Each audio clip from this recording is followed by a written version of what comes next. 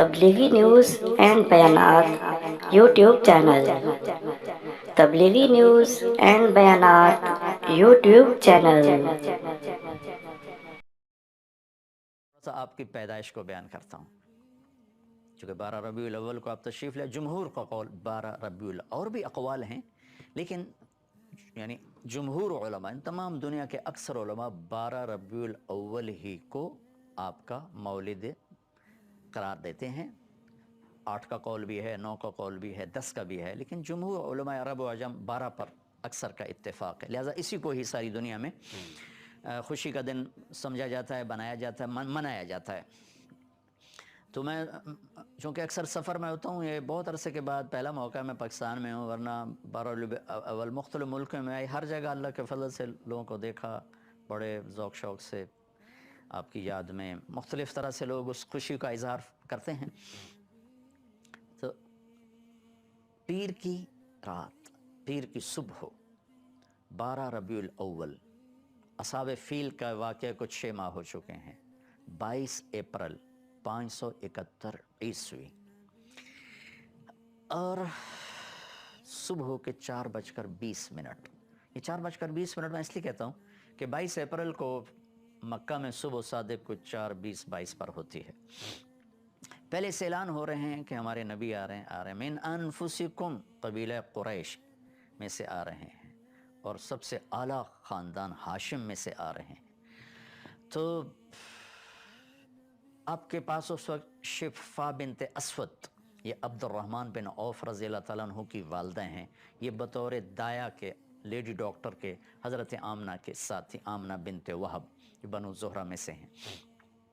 تو آپ کی پیدائش صبح صادق کے وقت ہے، آپ پیدا ہوئے، سارا کمرہ خوشبو سے بھر گیا، اور آپ کی جو لیڈی ڈاکٹر ہیں شفا بنت اسود، وہ بھی بعد میں ایمان لائیں رضی اللہ تعالیٰ عنہ۔ وہ حیران ہو کے دیکھ رہی کہ جب آپ دنیا میں تشریف لائے تو آپ کے جسم پر کسی قسم کا کوئی نشان نہیں تھا۔ بچے پیدا ہوتے ہیں، اپنے ساتھ کتنی ماں کے پیٹ سے چیزیں ان کے اوپر لگی ہوتی ہیں، آپ دھلے ہوئے صاف ستھرے باہر تشریف لائے۔ ناف اور آنت ملی ہوتی ہے، پھر اس کو کاٹا جاتا ہے۔ ولد مختونا مخطوع السرہ، آپ کی ناف کٹی ہوئی تھی، آپ کا ختنہ ماں کے پیٹ سے ہوا تھا، صاف پاک پوتر پیدا ہوئے۔ وہ دیکھ کے حیران ہو رہی، اور آمنہ کو دکھا رہی، وہ بھی حیران ہو رہی۔ تو ماں کے پہلو میں لٹایا، تو جو ہی پیچھے ہٹیں تو آپ نے کروٹ بدلی، پورے سجدے میں گئے، فل سجدہ کیا لمبا۔ ماں بھی ڈر گئی، دائی بھی ڈر گئی۔ پھر اس کے بعد دونوں ہاتھ کا سہارا لے کر یوں پوری چھاتی اوپر اٹھائی، اور الٹے ہاتھ کا سہارا لے کر سیدھا ہاتھ اٹھا کر شہادت کی انگلی کو آسمان کی طرف بلند کیا، تو ایک دم نور ہی نور پھیل گیا چاروں طرف۔ اور حضرت آمنہ فرماتی ہیں کہ میں نے ایران کے، شام کے، حیرہ کے محل دیکھے۔ تو ڈر گئیں، بچے کو اٹھا کے گود میں لیا، تو ایک دم سارے کمرے میں ایک دھند بھر گئی، جیسے آج کل دھند ہے 2 فٹ پہ نظر نہیں آتا، سارے کمرے میں دھند بھر گئی، اور قریب گود کا بچہ نظر نہیں آ رہا۔ دھند میں سے ایک آواز آئی، طوفوا بہ مشارق الارض و مغاربہا، اس بچے کو مشرق، مغرب، شمال، جنوب سب پھرا دو، لیعرفوا باسمہ و نعتہ و صورتہ، تاکہ کل کائنات جان لے ان کی ذات کو، ان کے نام کو، ان کے صفات کو، اور یہ جان لے کہ یہی ہیں جن کے پیچھے چل کے منزل ملے گی، ان کے ہاتھوں میں ہاتھ دیں گے تو اللہ تک پہنچیں گے، ورنہ بھٹک جائیں گے، دنیا بھی برباد اور آخرت بھی برباد۔ وَآتُوهُ خُلُقَ آدم، انہیں آدم کے اخلاق دو، وَمَعْرِفَةَ شیث، اور شیث کی معرفت دو، وَشَجَاعَةَ نوح، اور نوح کی معرفت دو، وَخُلَّةَ ابراہیم، ابراہیم کی دوستی دو، وَاسْتِسْلَامَ اسماعیل، اسماعیل کی قربانی دو، وَفَصَاحَةَ صالح، صالح کی فصاحت دو، وَحِکْمَةَ لوط، اور لوط کی حکمت دو، وَبُشْرَى وَرِضَا اسحاق، اسحاق کی رضا دو، وَبُشْرَى یعقوب، اور یعقوب کی بشارت دو، وَجَمَالَ یوسف، یوسف کا خوبصورت حسن و جمال دو، وَشِدَّةَ موسیٰ، یوسف کا جمال دو، موسیٰ کا جلال دو، وطاعت یونس، یونس کی طاعت دو، ولحن داود، داود کی شیریں زبان دو، وقلب ایوب، ایوب کا دل دو، وعصمت یحییٰ، اور یحییٰ کی پاک دامنی دو، وزہد عیسیٰ، اور عیسیٰ کا زہد دو، علیہم الصلوات والتسلیمات، واغمسوہ فی اخلاق النبیین، اور تمام نبیوں کے اخلاق میں تمام نبیوں کے اخلاق اس بچے کو عطا کیے جائیں، ان اخلاق میں اس بچے کو غوطہ دیا جائے۔ یہ آواز آئی اور ایک دم بادل چھٹا، تو حضرت آمنہ فرماتی میں نے دیکھا میرے بچے کا چہرہ 14ویں رات کے چاند کی طرح چمک رہا تھا، یہ آپ کی آمد ہے۔ زمین آسمان میں غلغلہ مچا ہوا تھا، ایک سمندر کی مچھلیوں نے دوسرے سمندر کی مچھلیوں کو جا کے مبارک دی، ساری دنیا کے بت زمین پر گر گئے۔ ایران کے لوگ آگ کی پوجا کرتے تھے، تو 1000 سال سے ایران میں آگ کے پجاریوں کا راج تھا، تو 1000 سال سے آگ مسلسل جل رہی تھی، اس میں اود کی لکڑی ڈالی جاتی تھی اور اگر کی لکڑی اور ڈالی جاتی تھی، ایک دم آگ بجھ گئی۔ ایران کے بادشاہ نوشیروان نے محل بنایا تھا قصر ابیض، اور وہ اتنا مضبوط محل تھا کہ عباسی دور میں ابو جعفر منصور نے توڑنا چاہا تو توڑ نہیں سکا، اتنی مشکل پیش آئی اس کو توڑنے میں۔ ایک دم اس کے 14 بڑے بڑے برج دھڑم سے زمین پر گرے، اور مکے میں ایک یہودی آیا ہوا تھا تجارت کے لیے، اس نے صبح صبح شور مچایا، اوہ آج کسی قریشی کا بیٹا پیدا ہوا ہے؟ کہاں؟ فلاں کا بیٹا پیدا ہوا ہے۔ کہ اس کا باپ زندہ ہے؟ کہاں زندہ ہے؟ کہ نہیں کوئی ایسا بچہ بتاؤ جو یتیم پیدا ہو۔ کہاں؟ عبد المطلب کا پوتا۔ کہ مجھے دکھاؤ۔ تو جب آپ کو لایا، آپ کے چہرے پہ نظر پڑی، تو اس نے پیچھے کمر سے کپڑا ہٹا کے دیکھا تو مہر نبوت، تو اس کی چیخ نکلی، ویل لبنی اسرائیل، ہلاک ہو گئے بنو اسرائیل، لقد خرجت النبوۃ منہا، آج نبوت اسرائیل کی اولاد سے نکل گئی، بنو اسرائیل سے نکل گئی۔ لقد رحتم بہا یا معشر قریش، اے قریش تمہیں مبارک ہو، یہ نبوت تمہارے گھر میں آ گئی۔ کائنات میں غلغلہ مچ گیا، سمندر کی مچھلیاں مبارک دے رہیں۔ ایران کا بادشاہ پریشان ہو گیا، اس نے اور اس کے وہ پجاری نے آ کر کہا جی آگ بجھ گئی، ادھر 14 برج گر گئے۔ انہوں نے کہا یہ کیا ہوا؟ تو اس نے ہیرا کے بادشاہ کو پیغام بھیجا کہ کوئی آسمانی کتابوں کا عالم بھیجو۔ تو انہوں نے ہیرا کے پادری عیسائی پادری عبد المسیح کو بھیجا۔ اس نے بات سنی، کہا جی میرا علم اتنا نہیں، میرا ایک ماموں ہے شام میں رہتا ہے، میں اس سے پوچھتا ہوں۔ اس کا نام تھا سطیع۔ شام پہنچے، وہ اس وقت نزع کی حالت میں تھے، تو انہوں نے اس کو ہلا کر وہ کہ سطیع میں آپ کا بھانجا عبد المسیح آیا ہوں۔ ان کی آنکھ کھلی، دیکھا، ان کے بتائے بغیر فرمایا ہاں تو اس لیے آیا ہے جئت تسأل عن خمود النیران وارتجاس الایوان، تو یہ پوچھنے آیا ہے نا کہ وہ 1000 سالہ آگ بجھ گئی اور وہ 14 برج گر گئے؟ کہاں؟ ہاں یہی پوچھنے آیا ہوں۔ فَإِذَا ظَهَرَ صَاحِبُ الْحِرَاوَ وَفَاضَتْ وَادِ السَّمَاوَ وَغَادَتْ بُحَيْرَةُ صَاوَ وَكَثْرَتِ التِّلَاوَ فَلَيْسَ شام للسطیح شام وَلَيْسَ فارس لعبد المسیح مقام، کہ اے عبد المسیح ایران کے بادشاہ کو پیغام دے دے کہ آخری نبی ظاہر ہو چکے ہیں، جب قرآن کی تلاوت ہوگی اور صاحب عصا، آپ لاٹھی رکھتے تھے، لاٹھی والے نبی ظاہر ہوں گے، تو پھر شام سطیح کا نہیں رہے گا اور فارس عبد المسیح کا نہیں رہے گا، اور اس کی امت ان تمام علاقوں پر اللہ کا جھنڈا گاڑیں گے۔ یہ آپ کی پیدائش پر ہو رہا ہے، ابھی کسی کو بھی نہیں پتا، یتیم پیدا ہو رہے ہیں۔ عبد المطلب تو ساری رات بیت اللہ کا پردہ پکڑ کے روتے رہے کہ میرے مالک میرا بیٹا چلا گیا ہے، اس کو بیٹا عطا فرما تاکہ اس کی نشانی باقی رہے۔ انہیں کیا خبر کہ آج کون آ رہے ہیں؟ وجہ کائنات آ رہے ہیں، سبب کائنات آ رہے ہیں، اللہ کی محبوب ترین ہستی تشریف لا رہے ہیں، جن کا نام اللہ خود رکھیں گے، محمد و احمد۔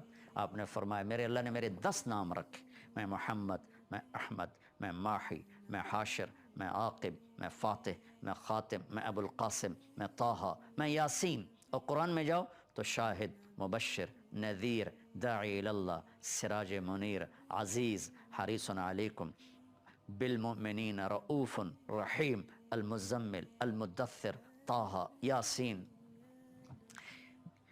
ایک کتاب ہے میرے پاس جس میں 1177 نام اللہ کے نبی کے لکھے ہوئے ہیں، 1177 نام۔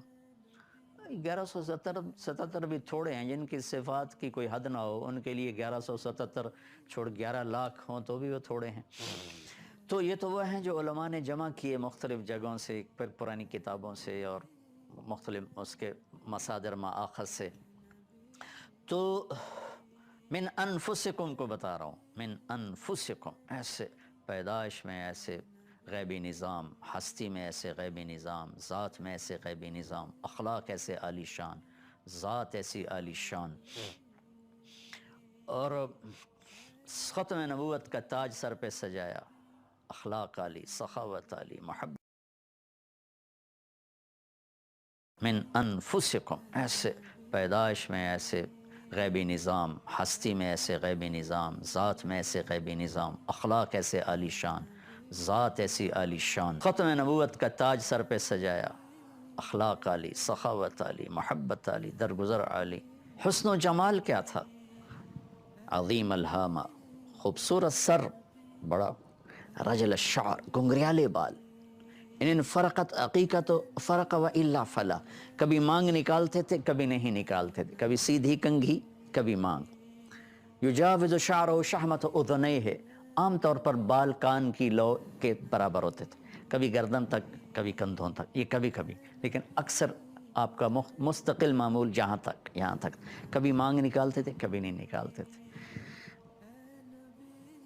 واسع الجبین، ماتھا کھلا کشادہ، ازج الحواج، بھمیں بڑی گول، من غیر قرن، یہاں بال نہیں تھے، اقنع العرنین، ناک یہاں سے اٹھا ہوا، اشم، اقنع العرنین، یہاں سے اٹھا ہوا آگے سے باریک، لہو نور یعلوہ، یہاں ایک نور تھا جو جگمگ جگمگ کرتا رہتا تھا۔ آنکھیں کیسی تھی؟ اشکل، ادعج، اکحل، اہدب، احور، یہ ساری آپ کی آنکھوں کے صفات۔ لمبی آنکھ، اشکل، ادعج، موٹی آنکھ، بیچ میں سرخ دھاریاں، احور، پتلی سیاہ، چاروں طرف سفیدی چمکتی ہوئی، اکحل، سرمے کے بغیر سرما لگا ہوا، اہدب، پلکیں بڑی دراز۔ یہ ان بالوں کا لمبا ہونا آنکھ کو زیادہ خوبصورت کر دیتا ہے، تو آپ کی ان پلکوں کو اللہ نے لمبا بنایا تھا، اور آپ کی آنکھ میں ایسی کشش، ایسا نور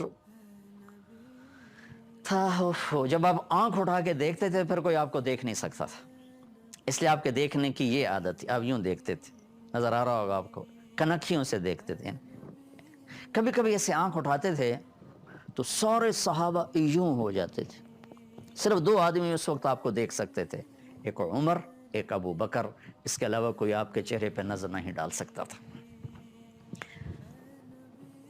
سہل الخدین، آپ کے گال نہ پچکے ہوئے نہ ابھرے ہوئے، گول، یتلألؤ وجہہ تلألؤ القمر لیلۃ البدر، 14ویں رات کے چاند کی طرح آپ کا چہرہ چمکتا تھا، ازہر اللون، کلیوں کی طرح چمکتا خوبصورت رنگ تھا۔ ہمارے پاس تشبیہ کے لیے یہ میں آپ کو ہند بن ابی حالہ رضی اللہ تعالیٰ عنہ سے، ہند بن ابی حالہ کون ہے؟ یہ حضرت خدیجہ رضی اللہ تعالیٰ عنہ کے بیٹے ہیں، آپ کے پہلے خاوند ابو حالہ سے ہیں، اللہ کے نبی نے بعد میں نکاح کیا، تو ان سے حضرت امام حسن علی مقام رضی اللہ تعالیٰ عنہ پوچھ رہے ہیں کہ میں نے اپنے ماموں سے پوچھا کہ میرے نبی کا حلیہ کیا، یہ حضرت فاطمہ رضی اللہ تعالیٰ عنہ کے سوتیلے بھائی ہیں، تو ان کے ماموں ہیں، تو وہ فرماتے ہیں میں نے اپنے ماموں سے پوچھا کہ میرے نانا کا حلیہ کیسا تھا، تو اب وہ حلیہ بتا رہے ہیں، میں وہی انہی الفاظ میں آپ کو پہنچا رہا ہوں۔ تو میں یہ کہہ رہا تھا کہ ہمارے پاس تشبیہ کے لیے یہ چاند ہوتا ہے حسن و جمال میں، یا سورج ہوتا ہے اس میں اقتدار میں، علماء نے، شعراء نے یہ تشبیہات اختیار کی ہیں، پر چاند میں تو داغ ہے اور سورج میں آگ ہے، اور اللہ کے محبوب بے داغ ہیں، بے آگ ہیں، لیکن تشبیہ کے لیے یہی کچھ ہے، لہٰذا صحابہ نے بھی استعمال، یہ صحابی کے لفظ ہیں، یتلألؤ وجہہ تلألؤ القمر لیلۃ البدر، شمائل ترمذی مجھے پڑھانے کا موقع ملا، اس میں سے یہ میں ساری روایت آپ کو بیان کر رہا ہوں کہ آپ کے چہرے کا رنگ چمکتا تھا جیسے 14ویں رات کا چاند چمکتا ہے۔ ہونٹ کیسے تھے؟ ولی الفم، چوڑا منہ، گلابی خوبصورت ہونٹ۔ دانت کیسے تھے؟ براق الثنایا، جب آپ مسکراتے تھے تو دانتوں سے نور نکلتا نظر آتا تھا۔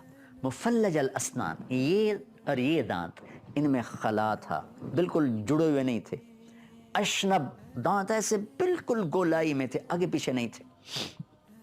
داڑھی کیسی تھی؟ کف اللحیہ، خوبصورت گھنی داڑھی، گھنی داڑھی ایک مٹھ قدرتی تھی، اس سے آگے بڑھی نہیں۔ اور فی لحیتہ وراسہ، آپ کی داڑھی اور سر میں 14 سفید بال تھے یا 20، یہ دونوں شمائل ترمذی کی روایت میں ہیں۔ 14 بال تھے، 20 بال تھے، آپ نے ان کو مہندی لگائی، خضاب لگایا۔ گردن کیسی تھی؟ اوہو کأنہ جید دمیۃ فی صفاء الفضہ، ایسی جیسے سراہی کی گردن ہوتی، لمبی گردن، خوبصورت گردن پہ چربی چڑھ جائے تو آدمی بدصورت ہو جاتا۔ تو آپ کی گردن باریک، آپ کی گردن پتلی، خوبصورت اور لمبی، جو حسن و جمال میں اضافہ فرماتی۔ سینہ کیسا تھا؟ واسع الصدر، کھلا، عریض الصدر، کھلا، بعیدہ ما بین المنکبین، کندھوں کا درمیانی فاصلہ کافی زیادہ، چوڑی چھاتی، دقیق المسربہ، عاری الثدیین، جسم پہ بال نہیں تھے، چھاتی کے درمیان ایک بالوں کا باریک تار یوں جاتا تھا اور ناف پہ آ کے ختم ہو جاتا تھا، ایسے بال یہاں کے ختم ہو جاتے بس۔ اشر الذراعین، کلائیوں پر ہلکے ہلکے بال تھے، ہلکے ہلکے بال تھے، باقی سارا جسم آپ کا بالوں سے صاف تھا۔ بازو کیسے تھے؟ طویل الزندین، لمبے بازو تھے۔ سائل الاطراف، انگلیاں لمبی اور سیدھی، آپ دیکھ رہے ہیں میری انگلی یہ تھوڑی سی یہ ٹیڑھی ہے، یہ تھوڑا سا ٹیڑھا پن ہے، آپ کی انگلیاں لمبی اور سیدھی۔ شثن رحب الراحہ، ہتھیلی آپ کی کشادہ تھی، کشادہ ہتھیلی سخاوت کی اور شجاعت کی نشانی ہوتی۔ شثن الکفین والقدمین، یہ یہاں اور یہاں گوشت تھا، یہ رگیں نظر نہیں آتی تھی یہاں پر اور یہاں پر۔ سبط القصب، سیدھا قد تھا، سیدھا۔ سواء البطن والصدر، سینہ اور پیٹ برابر تھا۔ کتنے لوگ ہیں پیٹ دائیں طرف ہوتا ہے، خود بائیں طرف ہوتے ہیں، پیٹ ادھر ہوتا ہے وہ ادھر ہوتے ہیں۔ ایک صحابی کا پیٹ نکلا ہوا تھا، آپ نے اس کے پیٹ پہ انگلی رکھ کر کہا یہ چربی جہاں نہ ہوتی تو کتنا اچھا تھا۔ میرے نبی کھانے کے طریقے بھی بتا گئے، زندگی کے طریقے بھی بتا گئے، صرف ہمیں عبادات نہیں بتائیں، پوری زندگی بتائی ہے۔ آپ کا سینہ اور پیٹ برابر تھا۔ خمسان الاخمسین، یہ جگہ، یہ پاؤں کی اس جگہ کو یہ خمسان الاخمسین، اس کو اخمس کہتے ہیں، یہ جگہ آپ کی اٹھی ہوئی تھی، یہ چلنے، تیز چلنے میں مدد دیتی ہے۔ مسیح القدمین، آپ کے جو پاؤں مبارک تھے یہاں، یہ اتنے نرم و نازک اور اتنے وہ تھے، اس پر یوں لگتا تھا جیسے تیل لگا ہوا ہو۔ ینبع عنہم الماء، پانی یوں اوپر سے گزر جاتا تھا جیسے کہ تیل لگایا گیا ہو۔ جل نظرہ الملاحظہ، آپ یوں دیکھتے تھے، یوں یعنی کنکھیوں سے دیکھتے تھے، آنکھ بھر کے نہیں دیکھتے تھے شرم و حیا کی وجہ سے۔ جل ضحکہ التبسم، آپ کا زیادہ ہنسنا مسکرانا تھا، لب کھلتے تھے، کبھی کبھی اگلے دانت بھی نظر آتے تھے۔ قہقہا آپ نے زندگی بھر نہیں لگایا، ہنسنا مسکرانا آپ سے ثابت ہے۔ اور وہ مسکراہٹ جو لبوں پہ آپ کے آ جاتی تھی، پھیل جاتی تھی، آنکھوں میں روشنی اور نور ہوتا تھا۔ اور یمشی تکفیا، آپ کانما ینحط من سبب، آپ جب چلتے تھے تو ایسا چلتے جس کو اوپر سے نیچے آ رہا ہو، تھوڑا سا کندھے جھکا کے چلتے تھے، یوں سینہ پھیلا کے نہیں چلتے تھے، کندھے جھکا کے چلتے تھے، جو آپ کی عاجزی کی نشانی، عاجزی کی علامت ہے کہ آپ عاجزی کے ساتھ چلتے تھے۔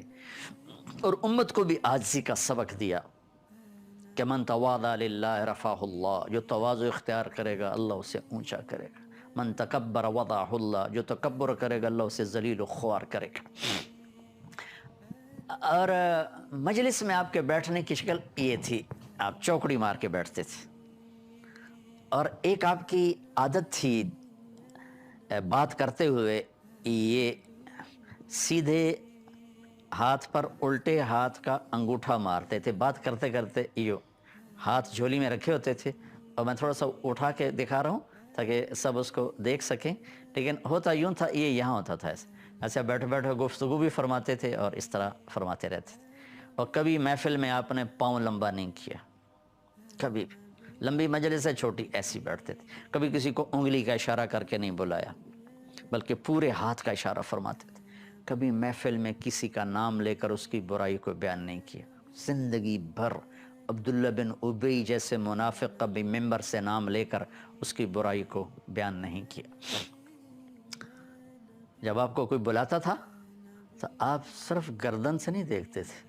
اذا التفت التفت جمیعا، دائیں سے کہ میں یوں بیٹھوں، مجھے کوئی بلائے گا طارق جمیل تو میں اتنا ہی کروں گا جی بھائی، لیکن میرے نبی کی کیا عادت تھی، وہ کہتا یا رسول اللہ ادھر سے، تو آپ پورا یوں مڑتے پھر کہتے آہا جی فرمائی اللہ اکبر. پھر کوئی ادھر سے بلاتا یا رسول اللہ تو پھر آپ پورا اس کی طرف مڑتے تھے. ادھر سے کوئی بلا رہا یا رسول اللہ، پورا مڑ کر سینے سے سینہ سامنے کر کے پھر آپ جواب دیا کرتے تھے. کوئی آپ سے اگر بات کرنا چاہتا ادھر یا دائیں یا بائیں تو آپ یوں کان لگا، جب تک وہ بولتا رہتا تھا آپ سنتے رہتے تھے. کبھی زندگی بھر نہیں کہا مختصر کرو میرے پاس ٹائم کوئی نہیں، ادھر آ کر بیٹھا ہے. مسافے کے لیے ہاتھ بڑھا دیا، اس نے مسافے میں لے لیا، جب تک وہ نہیں چھوڑتا تھا آپ اپنا ہاتھ نہیں چھوڑاتے تھے. سبحان اللہ. سب کی طرف ایسے نظر ہوتی تھی کہ سب سمجھتے تھے سب سے زیادہ میرے اوپر ہی آپ کی توجہ ہے، یا آپ کی محفل یا آپ کی مجلس. من انفسکم کو میں تھوڑا سا سامنے لا رہا ہوں، پورا تو کوئی بھی نہیں لا سکتا سوائے اللہ کے. تھوڑا سا میں نے آپ کے جو کچھ میرے اس وقت ذہن میں احادیث مبارکہ یا اس کے عبارات ہیں وہ میں آپ کے سامنے پیش کر کے اپنا حصہ ڈالنا چاہتا ہوں اس سعادت کی گھڑیوں میں. تو لقد جاءکم رسول من انفسکم، یہ من انفسکم کو میں بیان کر رہا ہوں کہ آپ کے اعلی اخلاق. پھر ایک اور ام معبد رضی اللہ تعالیٰ عنہ، جب آپ ہجرت کے سفر پر گئے تو راستے میں ایک جگہ رابغہ تھی، وہاں آپ نے ایک بڑھیا کے ہاں بھوک لگی تھی سب کو، تو تھوڑا سا ٹھہرے، اس سے پوچھا ماں جی کھانے کو کچھ ملے گا؟ کہا بیٹا کچھ نہیں. ایک بالکل کمزور مریل بکری کھڑی تھی. آپ نے کہا میں اس سے دودھ نکال لوں؟ کہا بیٹا اس میں تو جان ہی نہیں، دودھ کہاں سے آئے گا؟ کہا اجازت تو دے دو. کہا ٹھیک ہے کرو. تو آپ نے اس بکری کو پکڑا، اس کے تھنوں کو ہاتھ لگایا تو ایسے مشکیزہ بن گیا. تو آپ نے دودھ نکال کر پورا برتن بھر دیا. ہم گاؤں کے لوگ ہیں، بکری میں سے ایک گلاس دودھ سے زیادہ نہیں نکلتا، پورا برتن بھر گیا. آپ نے پہلے اپنے تینوں ساتھیوں کو پلایا، اس کے بعد آپ نے خود پیا، پھر دوبارہ دودھ نکال کے سورا برتن بھر کے چھوڑ دیا. بکری کی زیادہ سے زیادہ عمر 7 سال ہوتی ہے. 7 سال کے بعد وہ کوئی بکری اوپر جاتی، ورنہ نہ ذبح کرو 7 سال میں مر جاتی. یہ بکری ہجرت کے 10 سال زندہ رہی، صدیقی دور 2 سال 2 مہینے زندہ رہی، فاروقی دور 10 سال زندہ رہی، عثمانی دور میں جا کر یہ بکری کوئی 22 23 24 سال زندہ رہ کر یہ بکری مری، غالباً ذبح نہیں کی گئی. جب حضرت عثمان رضی اللہ تعالیٰ عنہ پر اعتراض شروع ہوئے اور فتنے شروع ہوئے تو اس وقت جا کر وہ برکتیں اٹھیں تو وہ بکری مر گئی. آپ کے ہاتھ کی برکت سے وہ بکری کو 7 کی بجائے کوئی 24-25 سال کی عمر اللہ تعالیٰ نے عطا فرمائی. اس کا خامن جب آیا شام کو تو اس نے دودھ دیکھا. کہا یہ دودھ کہاں سے؟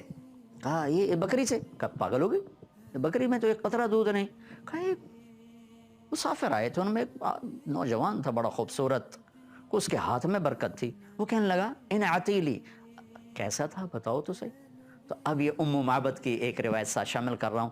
رأیت رجلا ظاہر الوضاء،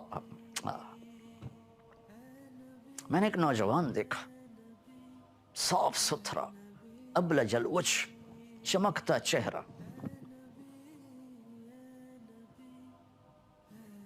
حسن الخلق، سر سے لے کر پاؤں تک حسن و جمال، لم تعبه ثجلہ، موٹا نہیں، لم تزری به سعلہ، سر کے بال تھوڑے نہیں، خوبصورت گھنے بال ہیں، سینہ پیٹ برابر ہے، وسیم قسیم، فی عینیہ تاج، فی صوتہ سحل، فی لحتہ کثافہ، فی عنقہ سطع. یہ ایسے الفاظ بول گئی اماں کہ آج تک علماء تھک رہے ہیں ترجمہ کرنے میں. ایسا دیکھا وسیم بھی خوبصورت کو کہتے ہیں، قسیم بھی خوبصورت کو کہتے ہیں، حسین بھی خوبصورت کو کہتے ہیں۔ حسین وہ ہے جس کو دیکھتے ہی دل کھینچے، تھوڑی دیر کے بعد دیکھ کے آپ کا دل بھر جائے۔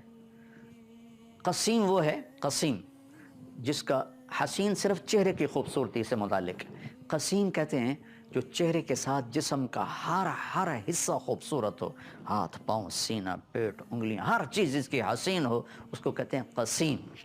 اور وسیم اس کو کہتے ہیں جس کو دیکھنے سے آنکھ نہ بھرے، دل نہ بھرے، جی نہ بھرے، اور بار بار دیکھنے کو جی چاہے، بار بار دیکھنے کو جی چاہے، اسے کہتے ہیں وسیم۔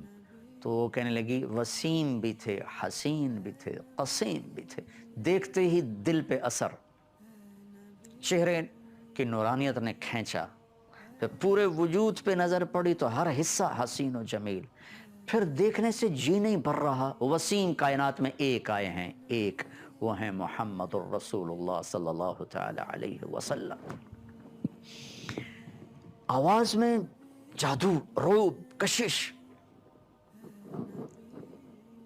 فی عنقہ سطع، گردن لمبی، فی عینیہ تاج، آنکھیں موٹی، فی لحیتہ کثافہ، داڑھی گھنی، فی عینیہ تاج، آنکھ میں حسن و جمال۔ یہ اماں کے الفاظ جو میں نے آپ کو نقل کیے، ان تکلم علاہ البہا و ان سکت علاہ الوقار، بولتے تھے تو نور چھا جاتا تھا، خاموش ہوتے تھے تو وقار چھا جاتا تھا۔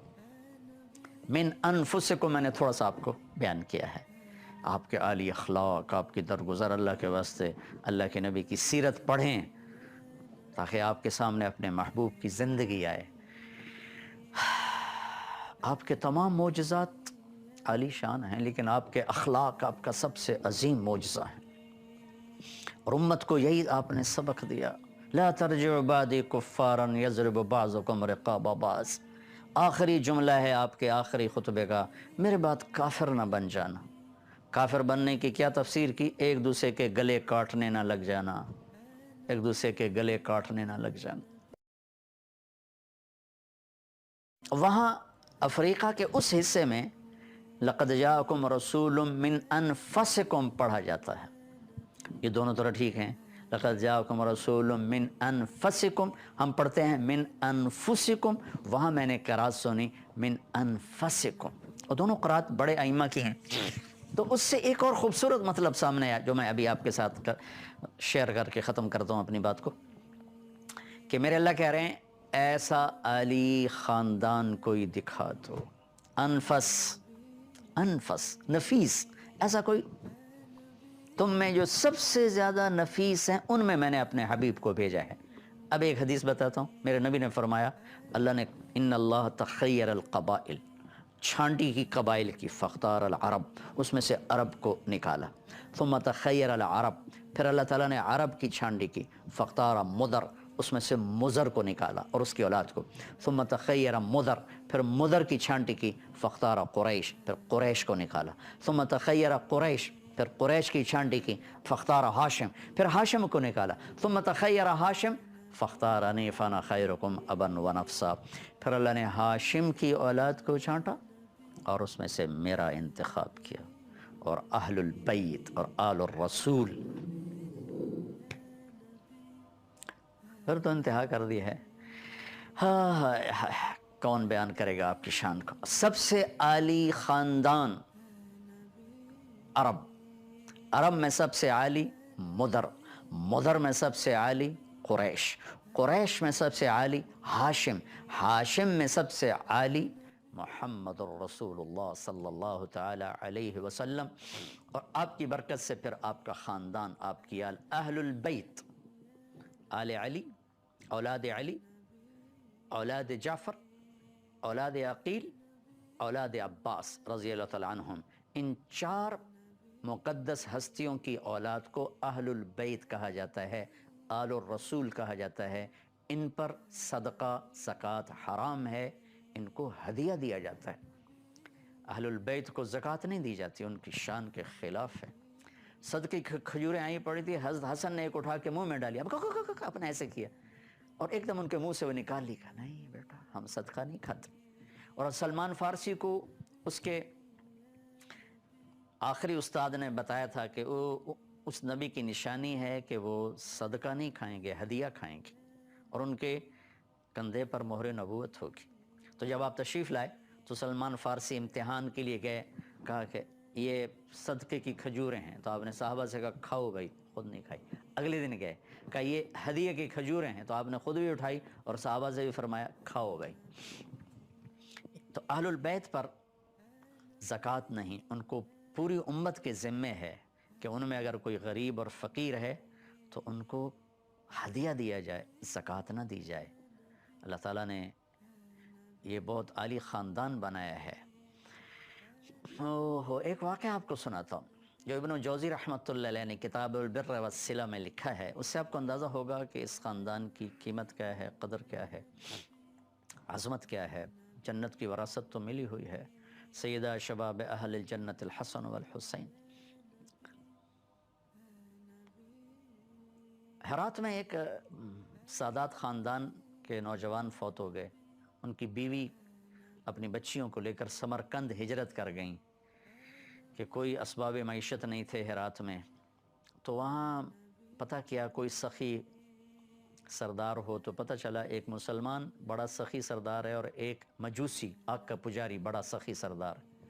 تو مسلمان کے پاس گئی اور کہا کہ میں آل رسول سے ہوں، بیوہ ہوں، مسافر ہوں، میری بچیاں ہیں، مجھے ٹھکانہ چاہیے۔ اس نے کہا کوئی تیرے پاس سند دلیل؟ وہ کہنے لگے میں پردیسی کہاں سے لاؤں سند دلیل؟ وہ کہنے لگا یہاں تو ہر آدمی کہتا میں آل رسول ہوں۔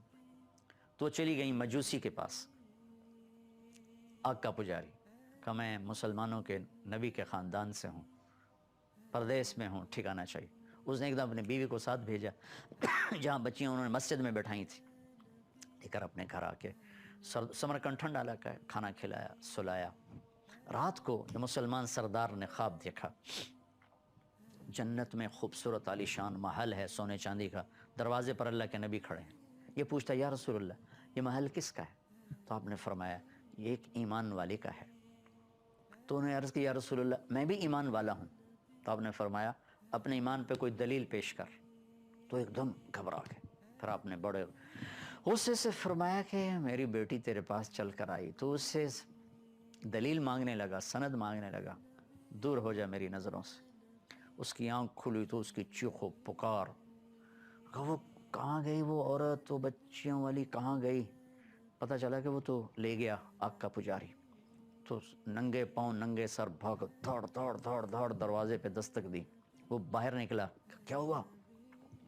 کہا وہ خاتون اپنی بچیوں سمیت مجھے واپس کرو، وہ ہماری مہمان ہے۔ کہا حضور یہ سودا نہیں ہو سکتا۔ وہ کہنے لگا 300 دینار لے۔ 300 دینار بہت بڑی رقم تھی اس زمانے میں۔ کہا 300 دینار لے لو، وہ خاتون بچیاں مجھے دے دو۔ کہا حضور بن دیکھے کا سودا کیا تھا، اب تو دیکھ چکا ہوں، اب کیسے واپس کروں؟ آپ نے خواب دیکھا، میں نے بھی خواب دیکھا، جب آپ کو ڈانٹ پڑ رہی تھی خواب میں بھی اسی خواب میں موجود تھا۔ پھر آپ میری طرف متوجہ ہوئے، فرمایا کہ تو نے میری بچی کو ٹھکانہ دیا۔ اللہ نے تیری اور تیرے سارے خاندان کی بخشش کر دی ہے اور تیرے لیے جنت کا فیصلہ کر دیا ہے۔ کہا میری آنکھوں ہم سب کلمہ پڑھ چکے ہیں، ہم سب ایمان لا چکے ہیں، اب میں واپس نہیں کروں گا۔ بھائیو قدر کیا کرو اللہ کے نبی کے خاندان کی، جہاں بھی ہیں قابل قدر ہیں، قابل قدر ہیں، چونکہ یہ سلسلے جا کر ملتے ہیں وہاں جہاں جا کر ساری عزتوں کی انتہا ہو جاتی، انتہا ہو جاتی، اور آپ کی اولاد ساری دنیا میں پھیلی ہوئی ہے۔ اس میں بھی کوئی شک نہیں کہ بہت سے لوگوں نے ایسے ہی اپنے آپ کے ساتھ یہ نام لگا دیا ہے، لیکن میں تو کہتا ہوں کبھی تحقیق نہ کرو، بس جب لفظ سید آئے جو خدمت کر سکتے ہو کیا کرو، تحقیق میں نہ پڑا کرو کہ تم تو اللہ اس کے رسول سے سودا کر رہے ہو، اسے تھوڑا ہی کر رہے ہو۔ اللہ اور اس کا رسول قدردان ہے، انشاءاللہ قدردان ہے۔ لقد جاءکم رسول من انفسکم۔ عبد مناف کے 4 بیٹے تھے، مطلب، ہاشم، عبد شمس اور نوفل۔ 2 ایک طرف ہو گئے، ہاشم اور مطلب، 2 ایک طرف ہو گئے، عبد شمس اور نوفل۔ عبد شمس اور نوفل کا دھڑا بنو امیہ سے مشہور ہوا، اور مطلب اور ہاشم کا دھڑا بنو ہاشم سے مشہور ہوا۔ خیبر کی جنگ میں آپ نے جب مال غنیمت تقسیم کیا تو خمس میں آپ نے مطلب کی اولاد کو بھی دیا اور ہاشم کی اولاد کو بھی دیا. تو نوفل کی اولاد اور عبد شمس کی اولاد حضرت عثمان کے پاس آئے کہ ہم بھی تو عبد مناف کی اولاد ہیں, ہمیں بھی دینا چاہیے. تو حضرت عثمان آئے, یا رسول اللہ یہ عبد شمس اور نوفل والے کہہ رہے ہیں ہم بھی تو عبد مناف کی اولاد ہیں, تو ہمیں بھی تو دیا جائے اگر مطلب کی اولاد کو دیا ہے. تو آپ نے کہا کہ مطلب اور ہاشم تو ہمیشہ ایسے رہے, فشبک بین اصابع, یوں کر کے کہا کہ مطلب اور ہاشم تو ہمیشہ ایسے رہے. عبد المطلب کی وفات کے بعد طاقت کا توازن بنو امیہ کی طرف چلا گیا کہ مکے کا سردار حرب بنا ابو سفیان کا والد. عبد المطلب تک سرداری بنو ہاشم کے پاس تھی, لیکن جب عبد المطلب کا انتقال ہوا تو سرداری کا جو پگ تھی وہ حرب کے سر پر آئی. تو جنگ کی قیادت سیادت وہ سب سے بڑی سرداری ہوتی تھی, تو وہ حرب بن امیہ بن عبد شمس, ابو سفیان بن حرب بن امیہ بن عبد شمس, یہ لڑی یوں بن جاتی ہے. تو اس میں حرب بڑا سردار بن گئے اور بنو ہاشم کے پاس صرف حاجیوں کو پانی پلانے والا رہ گیا کام, باقی سرداری ساری بنو امیہ کے پاس چلی گئی.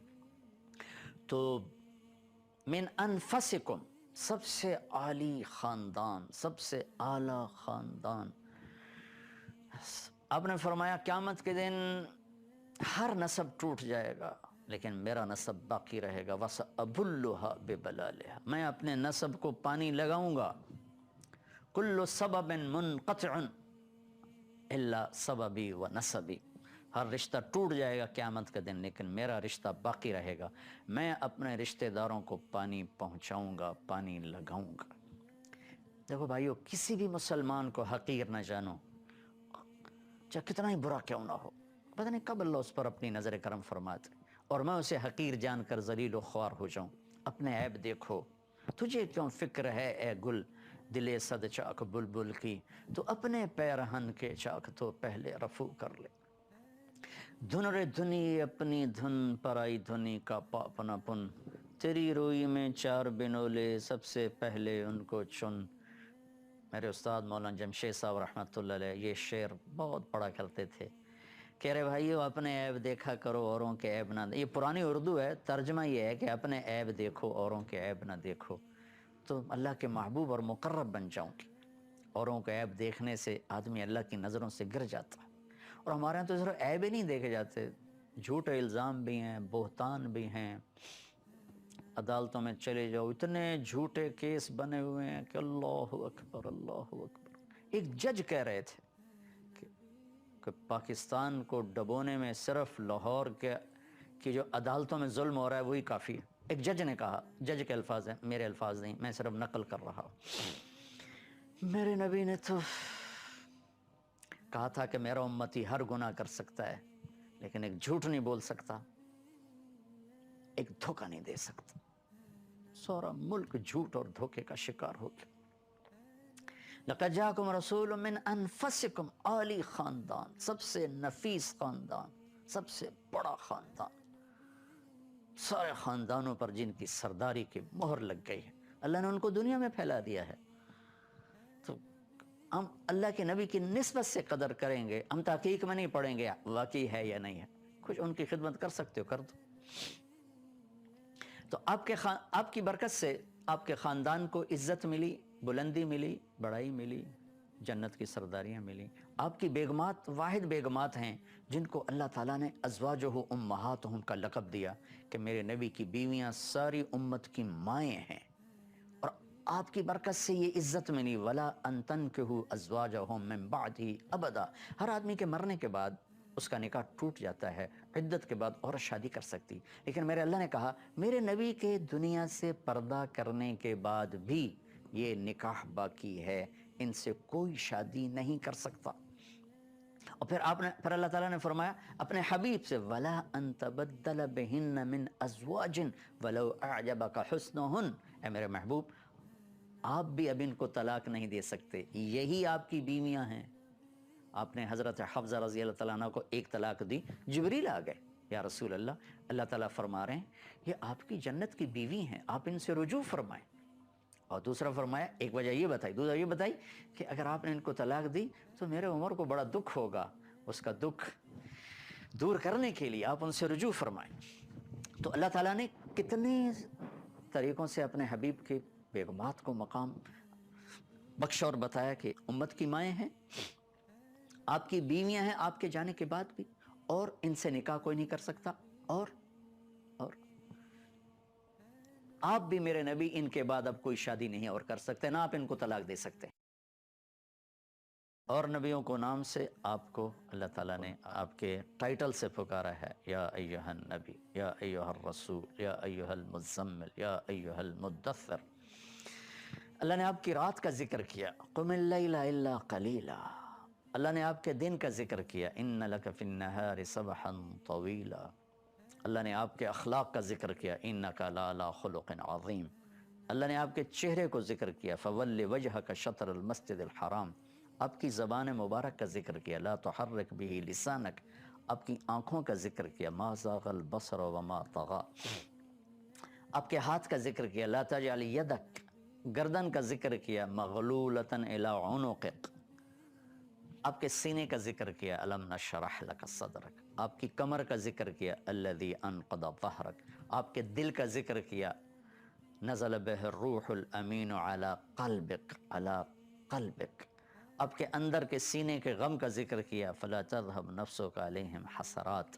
اندر کی کڑھن کا ذکر کیا، لعلک باخع نفسک علی آثارہم ان لم یؤمنوا بہذا الحدیث اسفا۔ پھر آپ کے وجود کو، پورے وجود کی قسم اٹھائی، لعمرک انہم لفی سکرتہم یعمہون۔ میرے محبوب، آپ کی زندگی کی قسم، آپ کی جان کی قسم، آپ کے شہر کی قسم اٹھائی، وہذا البلد الامین۔ آپ کی کتاب کی قسم اٹھائی، قاف والقرآن المجید۔ آپ کے بول کی قسم اٹھائی، وقیلہ یا رب ان ہؤلاء قوم لا یؤمنون۔ آپ کی رسالت پر قسم اٹھائی، یاسین والقرآن الحکیم انک لمن المرسلین۔ آپ کے عالی اخلاق پر قسم اٹھائی، نون والقلم وما یسطرون ما انت بنعمت ربک بمجنون وان لک لاجرا غیر ممنون وانک لعلی خلق عظیم، علی خلق عظیم۔ آپ کا وکیل صفائی بن کے قسم اٹھائی، والنجم اذا ہوا ما ضل صاحبکم وما غوی۔ آپ کے صفائی میں قسمیں اٹھائی ہیں، فلا اقسم بما تبصرون وما لا تبصرون انہ لقول رسول کریم وما هو بقول شاعر قلیلا ما تؤمنون ولا بقول کاہن قلیلا ما تذکرون۔ آپ کو تسلی دینے کے لیے قسمیں اٹھائیں، والضحى واللیل اذا سجى ما ودعك ربك وما قلى وللآخرة خیر لك من الاولى ولسوف يعطيك ربك فترضى۔ یہ آیت آپ کی شان میں میرے خیال میں سب سے بلند ہے کہ اللہ کل کائنات سے کہتا ہے مجھے راضی کرو، اور اپنے محبوب سے فرماتا ہے کہ میں نے آپ کو راضی کرنا ہے، آپ کو اتنا دوں گا میرے محبوب کہ آپ راضی ہو جائیں گے، آپ خوش ہو جائیں گے۔ اور میں قربان جاؤں آپ کی امت کی محبت پر۔ اس فرمان کے بعد آپ نے فرمایا تھا، وَلَنْ أَرْضَ وَأَحَدٌ مِّنْ أُمَّتِ فِي النَّارِ۔ میرے رب، پھر میں تو اسی وقت راضی ہوں گا جب میری ساری امت کی آپ بخشش فرما دیں گے۔ تو آپ کی ہر ادا کو اللہ تعالیٰ نے، آپ کی کمبل کا ذکر کیا، یا ایہا المزمل، یا ایہا المدثر۔ آپ کے کمبل کا ذکر کیا جا رہا ہے، آپ کی چادر کا ذکر کیا جا رہا ہے، آپ کی چال کو ذکر کیا جا رہا ہے، آپ کے بول کو ذکر کیا جا رہا ہے، آپ کی رات کی کڑھن کو ذکر کیا جا رہا ہے، آپ کی عالمی نبوت کو اللہ تعالیٰ ذکر فرما رہا ہے، تبارک الذی نزل الفرقان علی عبدہ لیکون للعالمین نذیرا۔ پوری دنیا کے انسانوں کے لیے آپ کی نبوت کو اللہ ذکر فرما رہا ہے، قل یا ایھا الناس انی رسول اللہ الیکم جمیعا۔ جنات کے لیے آپ کی نبوت کو اللہ تعالیٰ ذکر فرما رہا ہے، وَصَرَفْنَا إِلَيْكَ نَفَرًا مِّنَ الْجِنِّ يَسْتَمِعُونَ الْقُرْآنَ۔ 8 نبیوں سے اللہ نے قرآن میں بات کی، سب کا نام لے، یا آدم اسکن انت وزوجک الجنہ، یا نوح اہبط بسلام منا، یا ابراہیم قد صدقت الرؤیا، ما تلک بیمینک یا موسیٰ، یا داود انا جعلناک خلیفہ، یا زکریا انا نبشرک بغلام، یا یحییٰ خذ الکتاب بقوہ، یا عیسیٰ بن مریم اانت قلت للناس۔ یہ 8 نبیوں سے اللہ نے بات کی، نام لیا ہے۔ عربی میں کسی کو لقب اور کنیت سے پکارنا یہ زیادہ عزت دینے کے معنی میں ہوتا ہے، نام سے پکارنا برابری کا معاملہ ہے۔ اور لقب اور کنیت سے پکارنا یہ عزت دینے کے معنی میں ہوتا ہے۔ تو اللہ نے پورے قرآن میں اپنے حبیب کو یا محمد کہہ کر نہیں پکارا، یا احمد کہہ کر نہیں پکارا، بلکہ عزت دی، یا ایھا النبی۔ پھر اس کے بعد اس میں اضافہ کیا، یا ایھا الرسول۔ پھر اس میں محبت کو شامل کیا، یا ایھا المزمل۔ پھر اس میں لاڈ کو شامل کیا، یا ایھا المدثر۔ پورے قرآن میں اللہ تعالیٰ نے یا محمد نہیں فرمایا، بلکہ لوگوں کو بھی روکا۔ صحرائی لوگ آتے تھے، دیہاتی کہتے یا محمد، تو اللہ نے کہا لا تجعلوا دعاء الرسول بینکم کدعاء بعضکم بعضا، کہ میرے محبوب کو آپس میں جیسے تم ایک دوسرے کے نام پکارتے ہو ایسے مت پکارو۔ وہ اللہ ہے اور وہ یا محمد نہیں کہتا ہے، وہ بھی عزت سے کہتا ہے یا ایھا النبی، یا ایھا الرسول، یا ایھا المزمل، یا ایھا المدثر۔ تو اللہ کے نبی کو پکارنے کے لیے یا رسول اللہ، یا نبی اللہ، یا حبیب اللہ، یا خاتم الانبیاء والمرسلین۔ یہ ہمیں ادب سکھایا گیا کہ ہم اللہ کے نبی کو صلی اللہ تعالی علیہ وسلم کو ان کے نام سے نہ پکاریں، بلکہ ان کے لقب، ان کی کنیت سے پکاریں، ان کے اس سب سے اعلیٰ اعزاز سے پکاریں جو اللہ نے آپ کو دیا، نبوت کا، رسالت کا، خاتم الانبیاء کا، آخری نبی ہونے کا۔ اور نبیوں کو نام سے آپ کو اللہ تعالیٰ نے آپ کے ٹائٹل سے پکارا ہے، یا ایھا النبی، یا ایھا الرسول، یا ایھا المزمل، یا ایھا المدثر۔ محمد بن عبداللہ بن عبد المطلب بن ہاشم بن عبد مناف بن قصی بن کلاب بن مرہ بن کعب بن لوی بن غالب بن فہر بن مالک بن نضر بن کنانہ بن خزیمہ بن مدرکہ بن الیاس بن مضر بن نزار بن معد بن عدنان بن اود بن حمیصہ بن سلامان بن عوس بن بوز بن قمضال بن ابی بن عوام بن ناشد بن حذا بن بلداس بن یدلاف بن طابق بن جاہم بن ناحش بن ماخی بن عیفی بن ابقر بن عبید بن الدعاء بن حمدان بن سنبر بن یثربی بن یحزن بن یلحن بن ارعوا بن عیذی بن زیشان بن عیسر بن اقناد بن ایہام بن مقصر بن ناحد بن زہر بن سمی بن مزی بن عوض بن عرام بن قیدار بن اسماعیل بن ابراہیم بن آدر بن ناحور بن سروج بن رعوب بن فائج بن عابر بن ارفخشاد بن سام بن نوح بن لامک بن متوشالب بن ادریس بن یرد بن ملحل ایل بن قینان بن آنوش بن شیس بن آدم علیہ السلام۔ میں پچھلے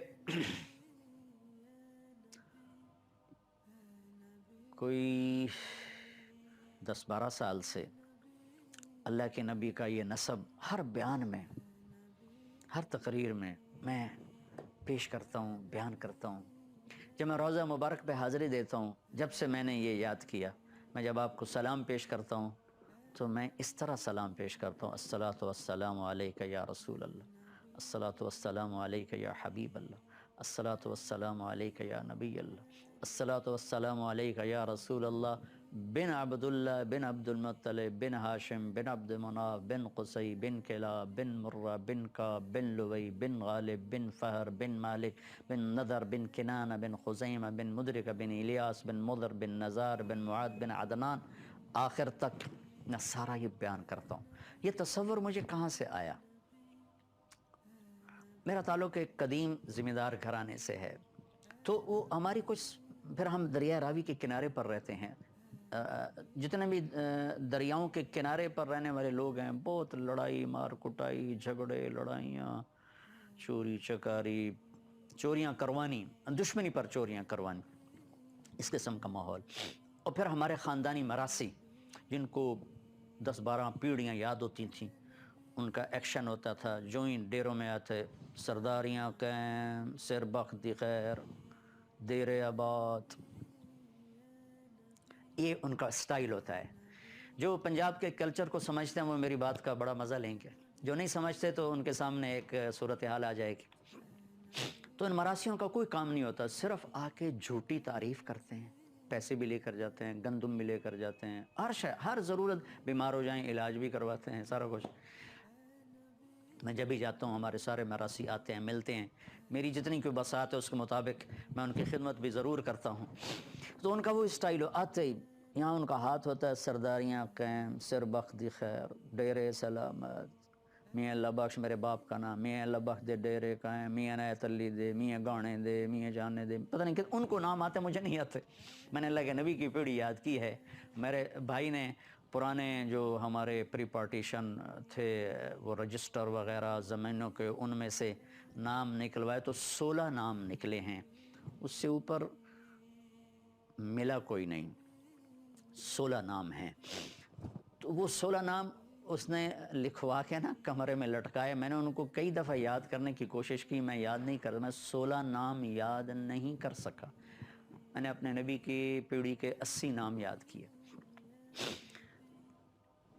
اس کے پس منظر میں یہ تھا کہ مجھے خیال ہے کہ ہم لوگ معمولی سے لوگ ہیں، چھوٹی چھوٹی جائیدادوں کے مالک ہیں. ہماری یہاں کی جھوٹی تعریف ہوتی ہے اور ہم خوش ہو جاتے ہیں اور ان کو ہم پیسے بھی دیتے ہیں، ان کا علاج بھی کراتے ہیں، ان کی بچیوں کی شادی بھی کرواتے ہیں، ضرورت کے وقت ان کی مدد بھی کرتے ہیں. تو کئی سال پہلے مجھے خیال ہے کہ سب سے بڑا دیرہ تو میرے نبی کا ہے، سب سے بڑی دنیا کی سرداری تو میرے نبی کی ہے، اور سب سے بڑا خاندان تو میرے نبی کا ہے. تو میں اللہ کے نبی کا میراثی بن کر اور کمی بن کے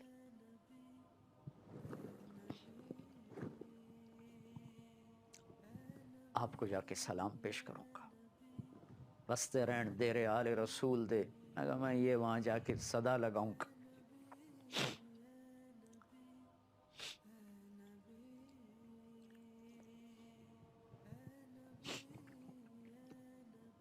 شہرت پانے کے بعد کچھ پتہ نہیں ہے کہ انجام کیا ہو، کیونکہ اخلاص کا دعویٰ تو غار میں چھپا ہوا انسان بھی نہیں کر سکتا. جو ممبر پہ بیٹھ کے لاکھوں انسانوں سے بات کرے وہ یہ کیسے دعویٰ کر سکتا ہے کہ میں اللہ کے لیے کر رہا ہوں؟ ہاں زبان سے کہتا ہوں کر رہا ہوں، لیکن پتہ چلے گا جب واپسی ہوگی کہ یہ اللہ کے لیے ہے یا کس کے لیے ہے. آپ سے بھی دعا کی درخواست ہے کہ اللہ مجھے اخلاص نصیب فرمائے اور مجھے ریاکاری سے بچائے، مجھے اہانت مسلم سے بچائے، مجھے فرقہ واریت کو ہوا دینے سے اللہ بچائے. میں امت کے جوڑ کا سبب بنوں، توڑ کا سبب نہ بنوں. میرے بول سے امت ٹوٹے نہیں، جڑے اللہ کرے. اللہ نے ہمیں جوڑنے کے لیے بھیجا ہے، توڑنے کے لیے نہیں بھیجا.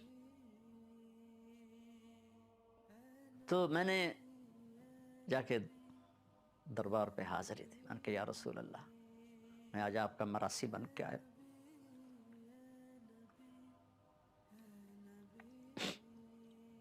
آج میں آپ کو سلام پیش کروں گا آپ کے سارے باپ دادا کی پیڑھی کے ساتھ. میں نے آپ کو سلام پیش کیا، میں نے آپ کو سنایا بھی. کے ساتھ میں نے پورا ایکشن کیا. سرداریاں کہیں دیر آباد، آل رسول دے، علی دے، حسن دے، حسین دے، جعفر دے، عقیل دے، عباس دے، زین العابدین دے. سرداریاں قائم سر بختی خیر. کہ میرے مالک مجھے کچھ نہیں چاہیے، تیرے نبی کا مراثی بن کے تیری بخشش کا طلبگار ہوں. ان کے گھر کی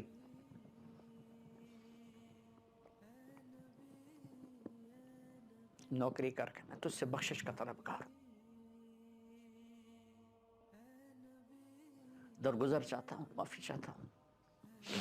اور مراثی ہوتے ہی جھوٹ، ایک تو ویسے ہی وہ نکمے ہوتے ہیں، ایک ان کی تعریف بھی ایسی بے ہنگم ہوتی ہے. میں کہ یا رسول اللہ ہم آپ کی کیا تعریف کر سکتے ہیں، وہی مراثی والی ہے. اور ہمارا ایک مراثی اس کا نام صدیق ہے، وہ بڑا بیچارہ، جتنے مراثی آتے ہیں سب سے زیادہ اس میں متواضع وہ ہے. اس کو دیکھتے اس پہ رحم آ جاتا ہے. تو میں اپنے اوپر وہ صدیق مراثی کا لباس اوڑھ لیتا ہوں کہ یا رسول اللہ صدیق کا مراثی آیا توڑے درد، توڑی شان بیان کرن، توڑے گھر دی، توڑے بچیاں دی، توڑی اولاد دی، توڑی بیگمات دی. دیر سلامت سرداریاں قائم سر بخت دی خیر.